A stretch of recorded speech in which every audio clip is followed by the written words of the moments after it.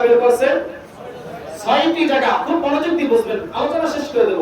6টি জায়গা এমন রয়েছে যেখানে বলা হয়েছে গীবত করা যাবে। 6 জায়গায় বলা হয়েছে কি করা যাবে? গীবত করা যাবে। 1 নম্বরে জুলুম থেকে বাঁচার জন্য। জুলুম, আপনি অফিসার, আপনি বস, আপনার আন্ডারে যে সমস্ত অধীনে যে সমস্ত কর্মচারী রয়েছে, আপনি এদেরকে বেতন ভাতা ঠিক মতো দিচ্ছেন না, ডিউটি করে 12 ঘন্টা, বেতন দান 11 ঘন্টা, এটা কি জুলুম নাকি ইনসাফ? জোরে বলেন। জুলুম।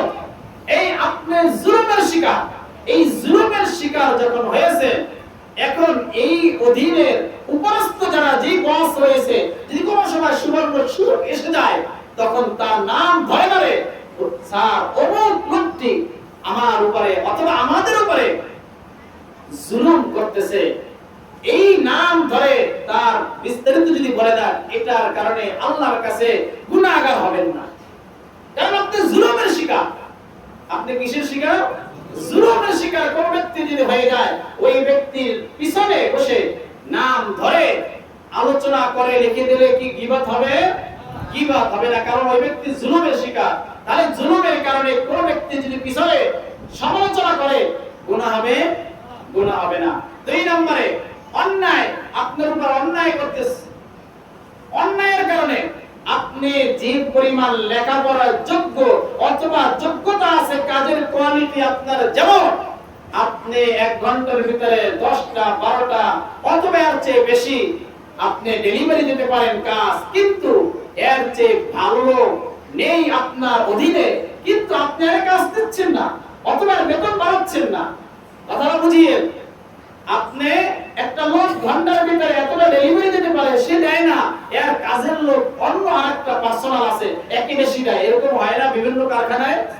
হয় কি না? হয়।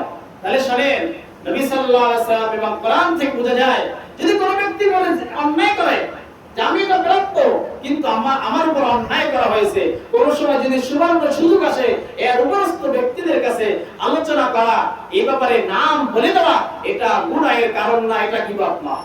এটা কি না? গীবত নয়। 3 নম্বরে ফতোয়া জানার জন্য মুফতির কাছে, ইমাম খতিবের কাছে, ইমাম তো না, খতিবের কাছে বা মুফতির কাছে জিজ্ঞাসা করলেন, হুজুর আমার এই রকমের আমার পরিবারে অমুক এই সমস্যার ভিতর আছে, তাহলে এই ব্যাপারে কি ফতোয়া হবে? ফতোয়া জানার জন্য কোন ব্যক্তির পিছনে যদি গীবত মানে আলোচনা করা হয়, তাহলে এটাও কি হবে না? জোরে বলেন, এটাও কি হবে না? গীবত হবে না। কারণ আপনি জানার জন্য জিজ্ঞাসা করছেন, ফতোয়া জানার জন্য যদি হয়, তাহলে কি হবে না? গীবত হবে না। আরেকটা হলো মুসলমানের ক্ষতি থেকে আরেক মুসলমানকে বাঁচানোর জন্য। অনেক সময় এমন হয়, অনেক বন্ধু মহলের ভিতরে, যে এক বন্ধুকে টার্গেট করে যে ওখান থেকে যখন ও চলে যাবে, তখন ওর গাড়িটা ছিনতাই করে অথবা তার পকেট থেকে টাকা মেরে অথবা তাকে জীবন নাশ করে দেব, এমন ফাঁদ মাঝে মাঝে অনেকে পাবে, এরকম জীবন শেষ করে দেয় না? এমন যদি হয়, আপনি জানেন অমুক ব্যক্তিকে টার্গেট নিয়ে আসে, অমুক ব্যক্তির জীবনকে শেষ করে দিবে, তার জীবনের একটা ক্ষতি হতে পারে, তাহলে অমুক ব্যক্তির নাম সহকারে বলে দেওয়া আপনার গীবত হবে না। এখানে যদি আপনি বুজুর্গি দেখেন, আরে অমুক ব্যক্তির নামটা বলে দেবো, আমি তো মনে হয় আল্লাহর কাছে ধরা খেয়ে যাবো, না, আপনার জন্য বলে দেওয়া ওয়াজিব। একজন মুসলমানের ক্ষতি হয়ে যাচ্ছে আপনার জানা মতে, আপনি মনে করবেন এটা গীবত, এটা গীবত নয়। এটা কি নয়?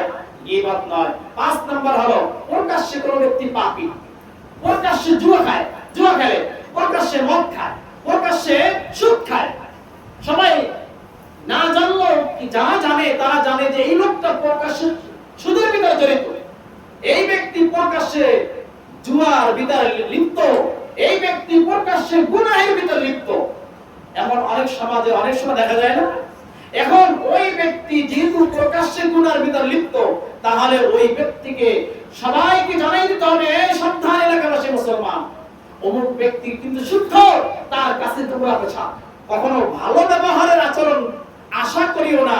উপরে যদি ভালো ব্যবহার হতে পারে, কিন্তু যার ভিতরটা নাপাক দ্বারা ভরপুর, সে কখনো ভালোকে উপর দিয়ে লালন করতে পারে, কখনো ব্যবহার করে সবসময় দায়ী হবে তা কখনো চিন্তা করা যায় না।